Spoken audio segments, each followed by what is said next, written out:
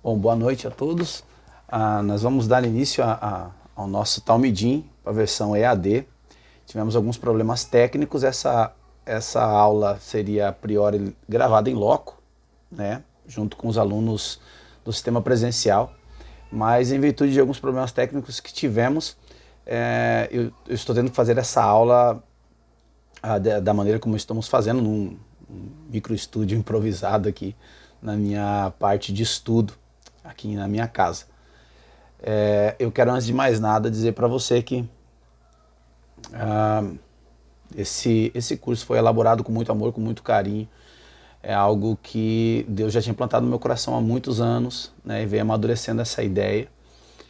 Veio me amadurecendo para essa ideia, ou seja, Deus veio me preparando para essa promessa. Mais do que preparar a promessa para mim, Ele veio me preparando para a promessa, né? O curso que vai começar, que vocês vão ter a primeira aula hoje, ele é um curso em níveis.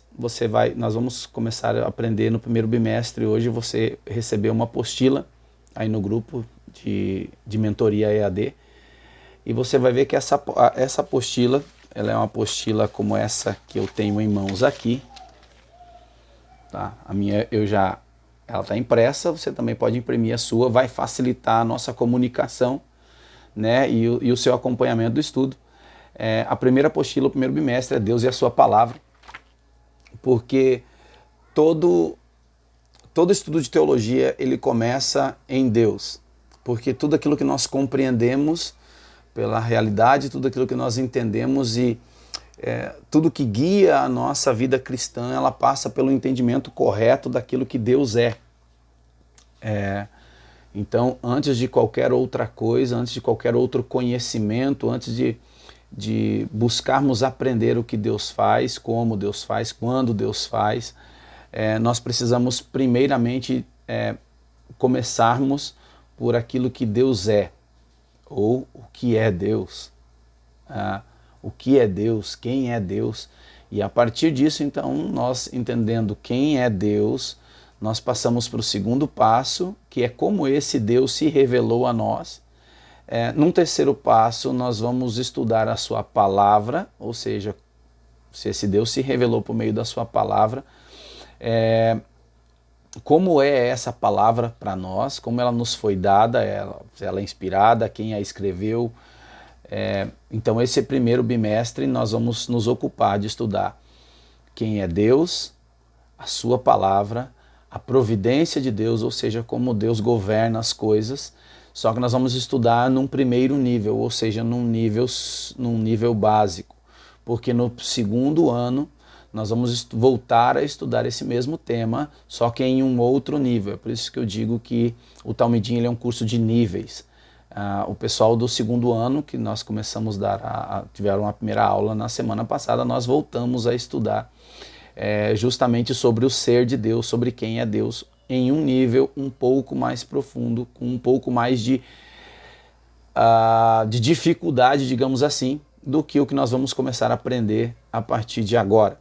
Então, eu quero que você fique comigo. Nós vamos começar a nossa primeira aula e você pode, sem delongas, eu quero, antes de começarmos, eu gostaria que você me desse 30 minutos do seu tempo, evitasse ligar a televisão, conversar com filhos, se possível, obviamente, fazer qualquer outra coisa, mas que você se concentrasse aqui para que você para que você possa ter um nível de absorção do conhecimento de modo adequado, tá? Por isso eu não gosto de demorar muito. As aulas aqui provavelmente elas vão ser em torno de 40 minutos, mais ou menos, quando nós gravamos ela em loco, né? Quando nós gravamos junto com o pessoal presencial, provavelmente ela vai ter um pouquinho mais, vai se estender a 50, 55 minutos, mas hoje ela vai levar mais ou menos 30 minutos, que é um tempo que eu consigo prender você comigo aqui, do outro lado. Depois de 30 minutos eu sei que você já vai querer levantar, tomar água, já vai querer levantar, fazer outras coisas, vai querer levantar, brincar com o filho, fazer outras coisas que vão começar a tirar a sua atenção, tá? Então, vamos lá. Essa primeira aula do Talmidim, nós vamos pesquisar e averiguar dentro dos nossos sentidos e na nossa consciência o que é Deus e qual o sentido que Deus tem para nós. Porque esse é o primeiro passo, e o filósofo disse que toda grande jornada começa com um simples passo. É verdade que a jornada que nós começamos a trilhar agora é uma jornada gigantesca, é uma grande jornada, mas o primeiro passo ele é qualquer coisa menos simples. Eu diria que ele é extremamente complexo e ele, ao mesmo tempo que ele é complexo, ele é vital para a nossa caminhada, para a nossa jornada aqui, né? Mas nós temos facilidade em compreender e entender as coisas à nossa volta. Qualquer coisa que eu possa perguntar para você, você consegue descrever, porque você, pelos seus sentidos, você consegue conceber. Como se eu perguntasse para você o que é uma caneta. Você, rapidamente, você poderia descrever uma caneta para mim com um objeto cilíndrico que possui um tubo com tinta dentro, que uma ponta que permite que você possa escrever, redigir, desenhar e etc. Ou ainda se eu perguntasse para você o que é um unicórnio, mesmo não existindo um unicórnio, mas sendo apenas algo imaginário, você consegue descrever porque você já viu alguma figura, então você tem uma definição clara do que é um unicórnio. E todas as coisas, se você parar para pensar, você consegue defini-la em termos claros. Mas e se eu perguntasse para você o que é Deus? Você já parou para pensar nessa pergunta? O que é Deus? Como nós podemos concebê-lo? Como nós definimos Deus? Como nós podemos entender exatamente Deus? É possível conhecê-lo? É possível nós encontrarmos uma definição clara? É possível nós definirmos ele totalmente, integralmente, ou somente em partes? Deus é algo completamente abstrato, avulso do nosso conhecimento, ou é algo que por meio da sua palavra, ou por algum outro meio, ou por meio da nossa imaginação, ou pela nossa intelectualidade, consciência, nós podemos conceber algo e alguma definição acerca de Deus. Fica comigo que é sobre isso que nós vamos falar nessa noite, nessa primeira aula. Então eu quero que você acompanhe comigo na sua apostila. Você vai ver na lição 1, está lá quem é Deus. É possível conhecer a Deus, nós fizemos uma breve introdução aqui. E logo abaixo você vai ter ali objetivos do aprendizado. Esse fone está me incomodando. Logo abaixo ali você vai ter objetivos do aprendizado.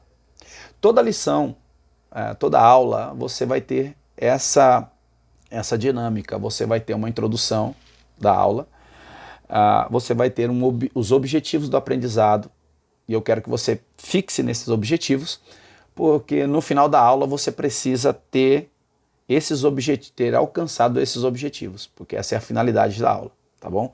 Então nós temos aqui, o primeiro objetivo é compreender a natureza limitada de nossas imagens de Deus. O segundo é entender como Deus é incompreensível a nós. O nome dessa doutrina chama-se a incompreensibilidade de Deus. Tá? É uma das primeiras doutrinas, primeiras matérias que nós estudamos em teologia sistemática. Como vocês podem ver aqui tem sistemática, essas teologias sistemáticas, a maioria delas trabalham. A primeira matéria é justamente sobre a incompreensibilidade de Deus. Tá? Aprender como nós podemos defini-lo. Né? O nome disso é linguagem antropomórfica. Né? Nós vamos aprender o que é antropomórfica um pouquinho mais à frente. Esse é um dos objetivos da aula. E em quarto lugar, compreender a importância não apenas de saber sobre Deus, mas de conhecer o próprio Deus. Então, esses objetivos você tem na sua apostila aí. E agora a gente vai entrar. Uma outra coisa que é importante é que sempre depois desses objetivos, eu sempre vou deixar ou um mini texto, ou uma frase, ou duas frases, que possam trazer luz sobre a matéria que será dada e pode te ajudar a memorizar, pode te dar uns insights acerca da matéria que vai ser estudada. Tá? Hoje eu trouxe uma frase de Thomas Monton, que diz: conhecemos a Deus como cegos de nascença conhecem o fogo. Eles sabem que existe algo como fogo, sentem que ele os aquece, mas não sabem o que é. Assim, sabemos que Deus existe, mas sabemos pouco o que ele é e, de fato, nunca podemos procurá-lo com perfeição, porque uma criatura finita nunca pode compreender totalmente o que é infinito. Uma frase de Thomas Merton. A segunda é de Thomas Brooks, do puritano Thomas Brooks. Há infinitamente mais de Deus do que as línguas dos homens e anjos podem expressar. Tá? Tendo esse panorama, você tem uma introdução, você tem os objetivos da aula. Agora você tem essas duas frases legais para você gravar para você aí, para seus insights. É até legal até para tu colocar na sua timeline, ou para tu montar um Reels, ou até mesmo botar no seu status do WhatsApp. Fica a dica aí. Depois disso, nós vamos entrar um pouquinho na aula. Eu quero fazer algo para você aqui, para facilitar o seu aprendizado. Em 1961, em abril de 61, o primeiro cosmonauta russo atravessou a atmosfera da Terra e chegou no espaço. O seu nome era Yuri Gagarin. Yuri Gagarin deixou uma frase quando ele desceu e foi perguntado para ele sobre qual era a sensação lá em cima de ter atravessado a atmosfera. E uma frase ficou gravada na história e acabou sendo usada como máquina de propaganda da União Soviética, até porque eles eram comunistas, são comunistas até hoje, né? E tem esse ateísmo intrínseco. Yuri Gagarin declarou a seguinte frase: eu estive nos céus, além dos céus, olhei para todos os lados e não encontrei Deus. Há alguns historiadores dizem que ele disse: eu estive nos céus, eu estive no espaço ou nos céus, a terra é azul, mas eu não encontrei Deus. Né? Sem entrar nos meandros dessa frase, eu quero ficar com a parte final dela, que é o que nos importa aqui. Ele disse que ele rompeu a atmosfera, saiu da esfera do nosso planeta, entrou no espaço e não viu Deus. A pergunta que a gente faz é: o que ele esperava ver lá? O que é Deus? Veja, se eu disser para você assim: eu estive na área de festa e não vi a bola. Eu sei o que é a bola. Por isso eu digo, eu não vi a bola, porque eu sei o que ela é. Eu também poderia dizer para você assim: eu estive na cozinha e não vi o pudim, mas eu sei o que é um pudim, então faz muito sentido eu dizer para você que eu não vi o pudim, até porque se você me perguntar o que é um pudim, eu vou saber definir para você precisamente o que é. Mas a pergunta é que quando Gagarin expressa na sua frase, eu não vi Deus, existe algo muito emblemático aí. O que é Deus? Para você dizer eu não vi Deus, você precisa definir aquilo que você não viu. Como eu poderia definir a bola ou o pudim, como eu disse anteriormente? Mas essa pergunta, essa afirmação, eu não vi Deus, não faz sentido algum, porque ele não sabe o que é Deus. E aí eu quero te convidar a abrir dois textos. O primeiro deles é 1 Timóteo 6,16. Deixa eu pegar minha Bíblia aqui.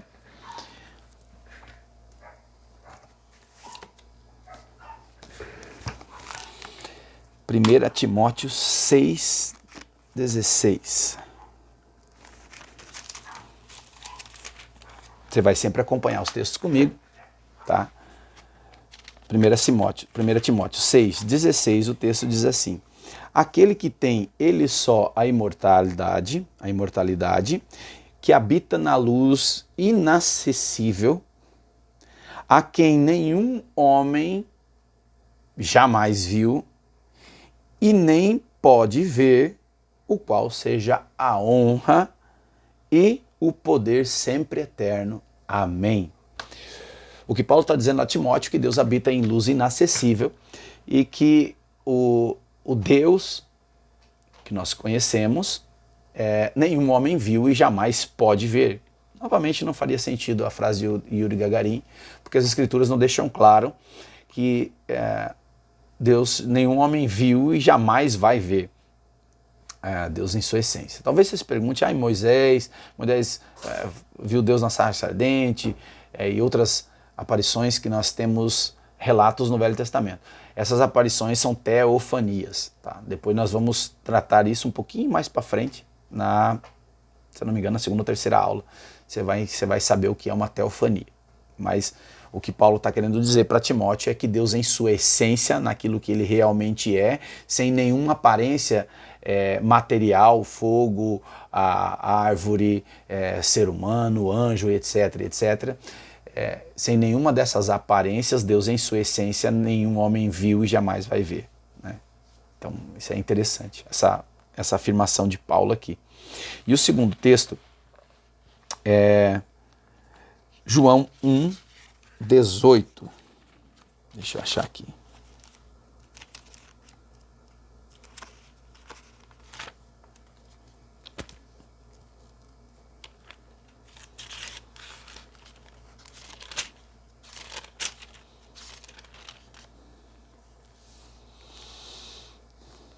João 1:18 diz assim: Deus nunca foi visto por ninguém. O Filho unigênito que está ao lado do Pai foi quem o revelou. Ou seja, Deus nunca foi visto por ninguém. Ninguém jamais viu a Deus. Esses dois textos nos deixam essa linguagem muito clara. E diante disso, fica muito difícil nós termos a percepção exata do que é Deus. E se eu estendesse essa pergunta para você, o que é Deus, e pediria para você responder para mim, te escaparia o conceito, você não conseguiria dizer. Eu quero fazer um exercício com você, né? Mas antes deixe-me introduzir esse exercício. Quando eu era adolescente, tinha uma moça que estudava comigo na mesma sala, o pai dela tinha uma sorveteria, eles tinham uma sorveteria, e no Mato Grosso, que sol de 40 graus, todos os dias quando nós saímos do colégio, eu guardava umas moedinhas e corria para a sorveteria, porque eu adorava sorvete, aquele sorvete de casquinha.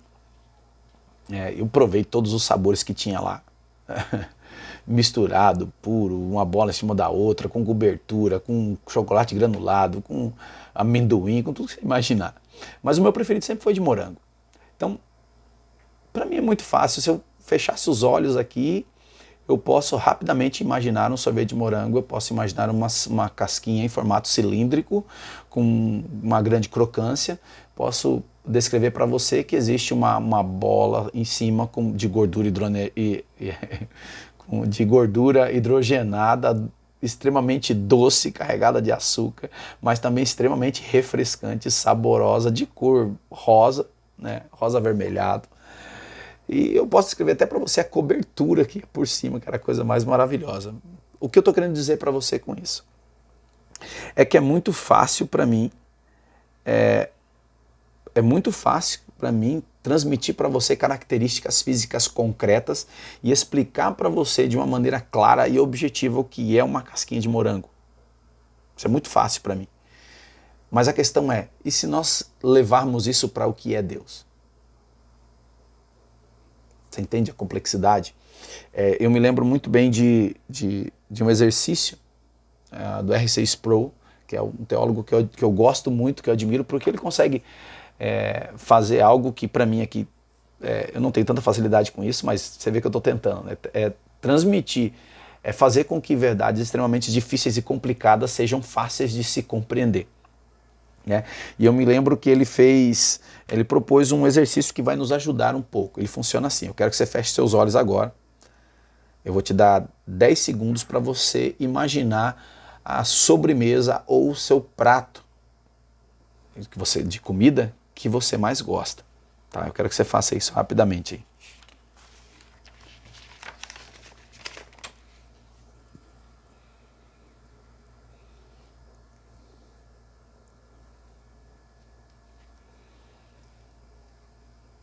Beleza? Você conseguiu imaginar? Você consegue descrever isso?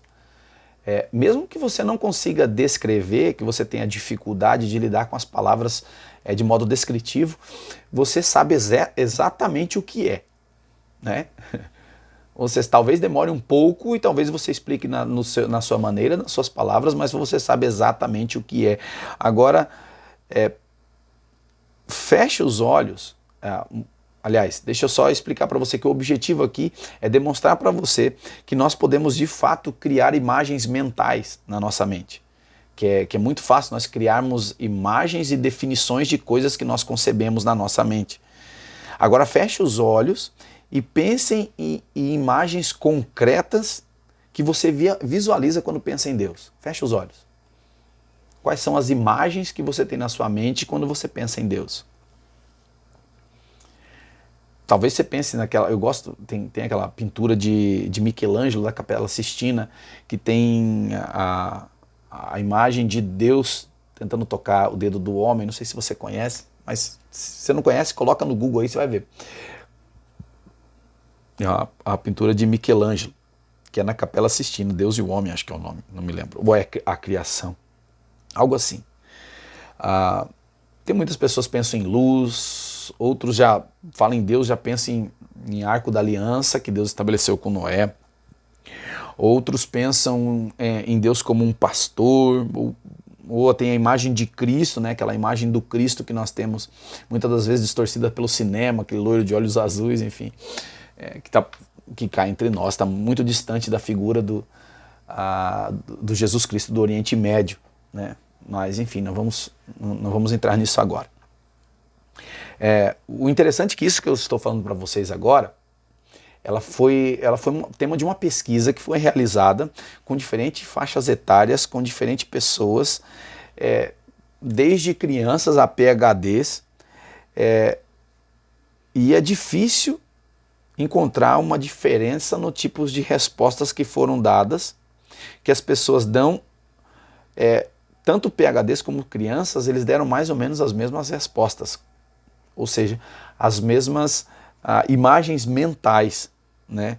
Quando se trata da nossa capacidade de imaginar o caráter de Deus e pensar concretamente sobre Deus, os humanos de uma forma geral tendem a pensar da mesma maneira. Um PhD e uma criança acaba criando as mesmas imagens mentais, né? Agora, olha que interessante, vamos ver as respostas mais comuns. Está na sua apostila, tá? Depois você pode me acompanhar aí, que está na página seguinte da lição. Está lá no item 4 da segunda página. Está lá. A primeira resposta é um velho em um trono. Muitos têm essa imagem, mas obviamente ninguém acredita que Deus de fato, né, seja um velho sentado num trono, um homem de cabelo branco sentado num trono, né? Em segundo lugar, luz. E embora seja comum uma imagem bíblica, Deus não é idêntico à luz, né? Deus não é uma luz, né? O Arco da Aliança, como eu disse anteriormente, é a figura de um pastor. Novamente, a Bíblia nos traz Deus como um pastor, mas é uma imagem ilustrativa para dizer aquilo que Deus faz com o seu povo, ou seja, Deus é guia do seu povo, Deus cuida do seu povo, como um pastor faz com as suas ovelhas. É mais uma linguagem figurativa, comparativa, né, entre pastor e a ovelha, Deus e o seu povo, né? Obviamente que Deus não é um pastor literal. E aí Cristo, né? Jesus diz que aquele que o viram o Pai, mas Cristo não é idêntico ao Pai. Ele é semelhante ao Pai, mas o Pai é uma pessoa, ele é outra. E o Cristo que nós conhecemos é um Cristo que assumiu a forma humana, né? Então, o Pai não assumiu uma forma humana. E aí nós vamos entrar naquela questão da teofania, assumir uma forma, né? Seja uma forma de sarça, seja uma forma de fogo, seja uma forma de brisa, que são todas essas são formas que Deus assumiu ao longo da história para se revelar. E essas são aparições de Deus em algumas formas. Isso que é teofania, mas a gente vai estudar um pouquinho mais detalhado isso mais à frente. Agora, o que a gente aprende com esse experimento? Que qualquer que seja a imagem que nós temos de Deus, nós não podemos compreender de forma abrangente a sua essência. Todas essas imagens, elas nos dizem algo sobre o que é Deus, mas elas não nos dizem o que é Deus realmente e totalmente, ou seja, elas podem nos trazer traços do caráter, ou da ação, ou do que Deus é, mas elas não dizem realmente o que Deus é, né? Em segundo lugar, É importante ter essa concepção, porque quando começamos a estudar a Deus, a primeira coisa que nós ensinamos e que nós precisamos entender, sob o título da teologia que nós estudamos, é que a doutrina de Deus, estudar a Deus, em certo sentido, Deus vai nos ser incompreensível. Por quê? O finito, o homem finito, não pode abarcar o conhecimento do infinito. Ou seja, então vai chegar uma hora que vai escapar o nosso conhecimento, o nosso nível de linguagem é insuficiente para descrever Deus. Você entende? É muito fácil, eu posso descrever aqui o maior homem, como eu disse para vocês, o R6 Pro é um teólogo que eu gosto muito, então eu poderia usar palavras excelsas aqui para transmitir o que ele é, né, porque a nossa linguagem é capaz de defini-lo, né, e ir além daquilo que ele é. A nossa linguagem é capaz de ir além daquilo que ele é. Ou seja, existem palavras que são além daquilo que ele é. Com Deus é exatamente o contrário. Não existe palavra que seja capaz de expressar, de dizer o que ele é de fato. Então nós temos palavras que são da nossa linguagem, que servem para acomodar e para nos dizer, para nos dar um senso do que Deus é de alguma forma, de alguma maneira, né? Mas nunca, jamais em sua totalidade, tá?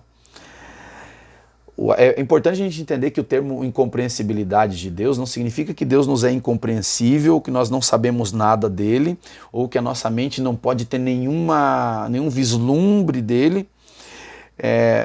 Simplesmente significa que Deus, em última instância,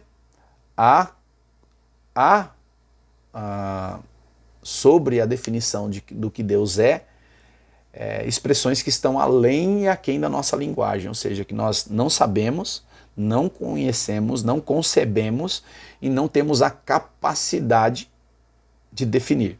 Está muito além de nós.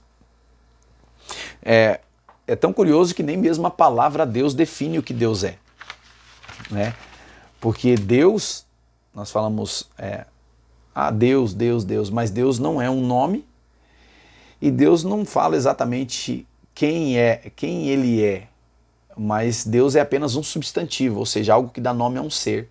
Nós temos, por exemplo, se você chegar, Deus é uma figura, é algo que você pode definir como um ser supremo de um grupo de pessoas ou de uma religião de um modo geral. A Bíblia mesmo vai usar a palavra Elohim, que é a palavra Deus, né, que é um plural majestático no hebraico, o Eloi, que daí é no singular. A Bíblia vai usar Eloi, por exemplo, para Dagon, que daí vai falar assim, Dagon é o Elohim dos filisteus, ou seja, Dagon é o deus dos filisteus. Astarode é um deus, Marduk é um deus da Mesopotâmia, Moloque também é um deus, que a Bíblia também descreve como um deus, né? Aí vai ter uma diferença na Bíblia, que esses deuses foram traduzidos para o português com um D menor, e quando fala do nosso Deus, do único Deus eterno, verdadeiro, imutável, insondável, excelsior em poder, honra, majestade, onipotente, onipresente, onisciente, dono de toda a sabedoria, grandeza e majestade, quando a Bíblia se refere a esse nosso Deus, os tradutores tiveram o cuidado de traduzir com o D maiúsculo, mas ainda assim é um substantivo. O pessoal do segundo ano começou a estudar agora, por exemplo, o nome de Deus. Deus não é um nome, mas o Deus, nosso Deus, ele tem um nome. No segundo ano nós acabamos de estudar isso na primeira aula, o pessoal do segundo ano acabou de abordar isso, né? A questão é que toda a nossa definição, você se lembra que eu falei para você que a nossa linguagem não é capaz de definir, de trazer um sentido real do que é Deus? A nossa linguagem não tem nada, absolutamente nada que possa descrevê-lo em sua integridade. Então, todas as vezes que a Bíblia vai falar sobre Deus, ou todas as vezes que Deus vai se revelar a nós, ele vai usar uma linguagem que nós conhecemos em teologia como antropomórfica. Essa palavra antropomórfica, ela vem de duas palavras gregas, que é antropos, homem, e morphes, forma. Ou seja, uma linguagem antropomórfica é uma linguagem de formato de homem ou formato humano. O que isso significa? Por exemplo, nós lemos em Isaías que Deus mede os oceanos com a concha da sua mão.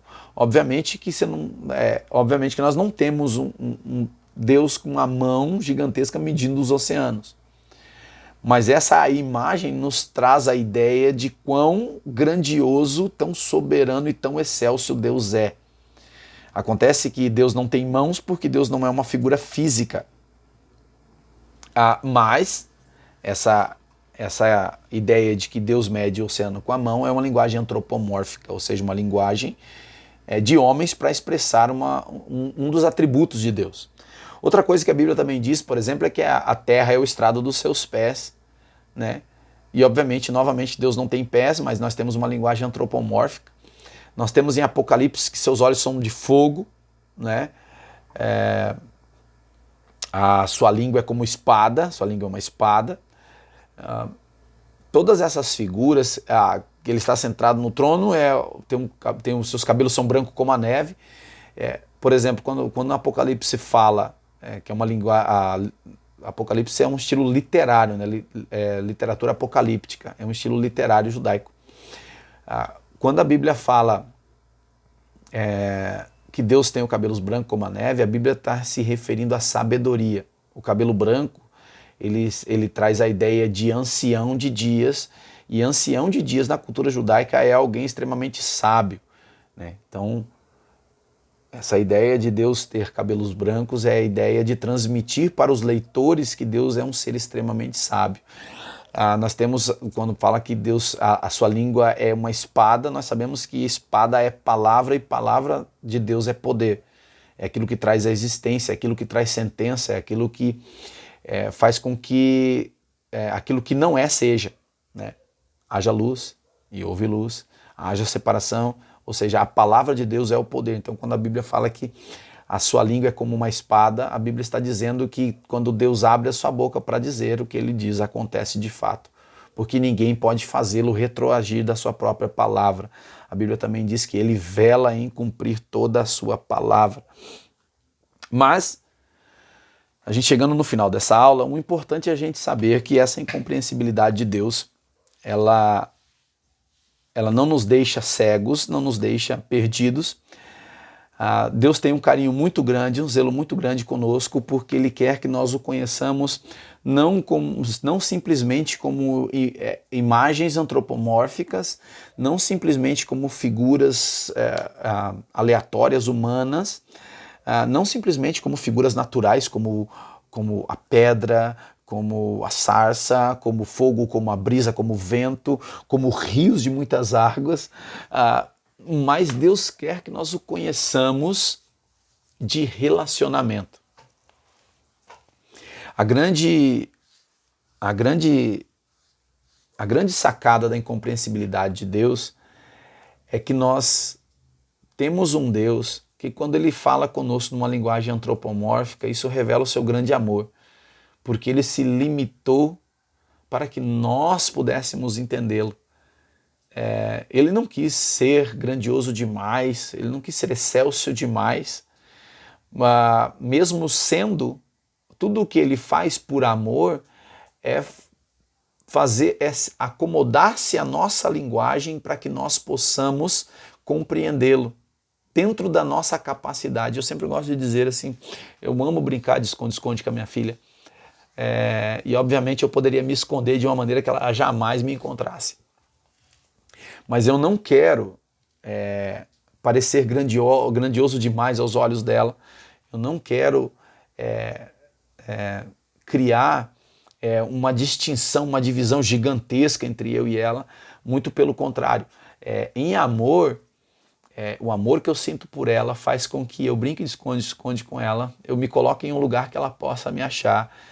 E se ela não me acha, eu deixo o pé para fora. E se ela não consegue enxergar meu pé, eu começo a sussurrar até o ponto que ela possa me ver e me achar, porque eu quero ser achado por ela. Você entende? Eu desço ao nível dela. É exatamente isso que a Bíblia diz, que Deus nos amou primeiro. Ele veio ao nosso encontro, Ele desceu até nós primeiro. né? Foi ele quem propôs a salvação depois de nós termos pecado. Ou seja, o caminho do Evangelho, o caminho das Escrituras é um caminho de um Deus que aparentemente é incompreensível aos homens e poderia ser eternamente incompreensível a todos os homens, se ele o quisesse, mas muito pelo contrário, ele vem, desce até os homens, fala na linguagem dos homens, para que os homens possam conhecê-lo. E então nós vamos ler um texto que vai exemplificar isso muito bem, e nós vamos indo para o final já. Eu quero que você abra comigo lá em Atos, capítulo 17, a partir do verso 20, que eu já estou estourando os 40 minutos, 35 minutos de aula. Atos, capítulo 17, nós vamos ler a partir do 20. Diz assim o texto.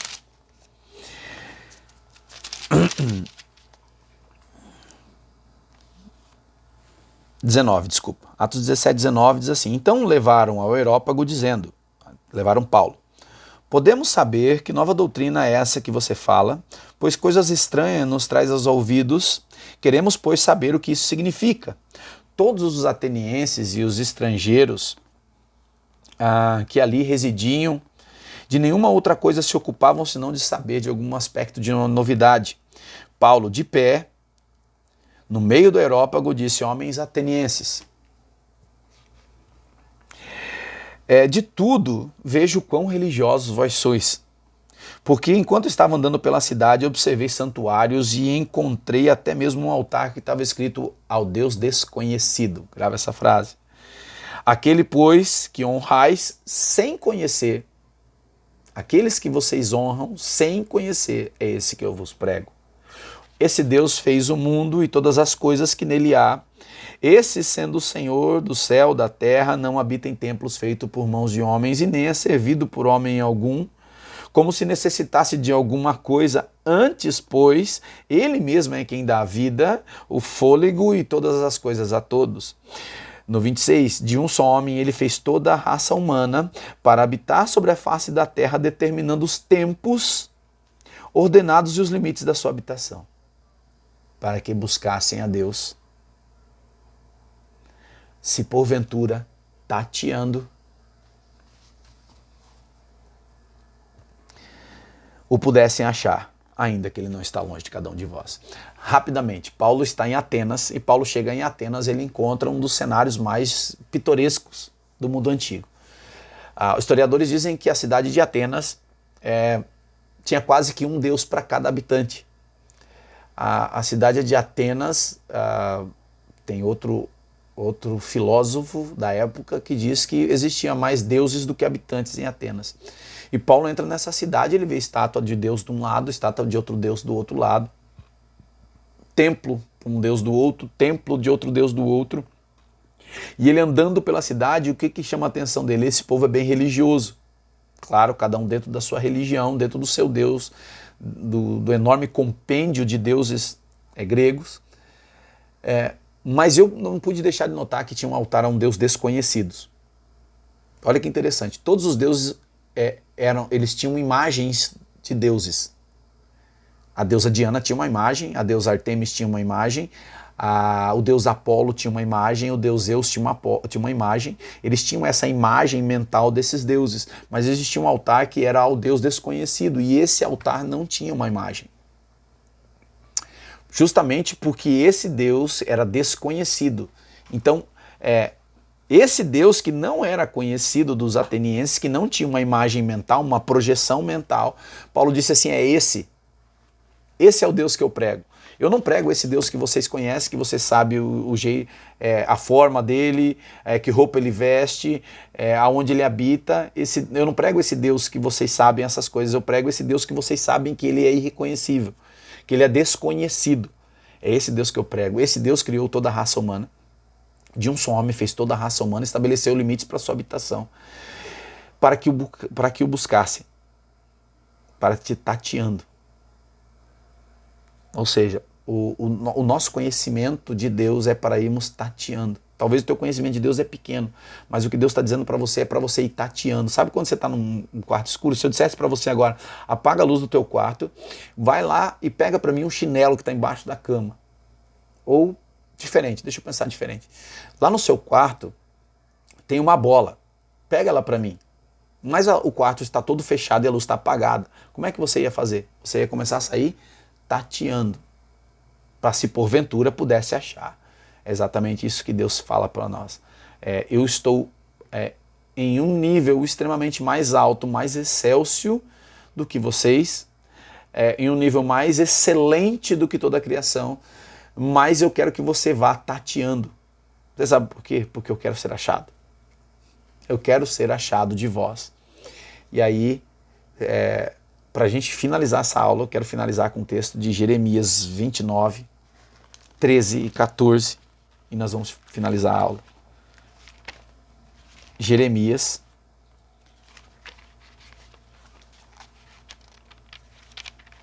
29, 13 e 14 diz assim: Vós me buscareis e me achareis, quando me buscardes de todo o vosso coração, e eu serei achado de vós, diz o Senhor.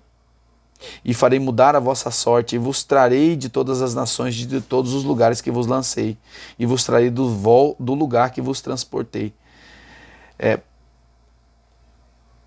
Vocês me invocarão, verso 12, passarão a orar a mim e eu os ouvirei.